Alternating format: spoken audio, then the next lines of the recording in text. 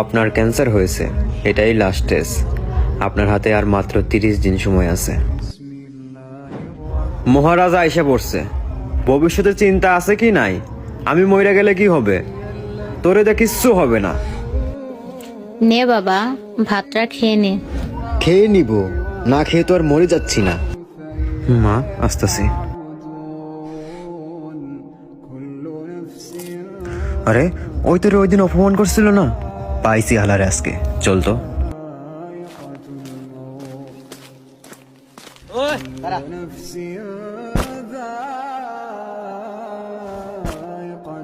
Sorry রে ভাই।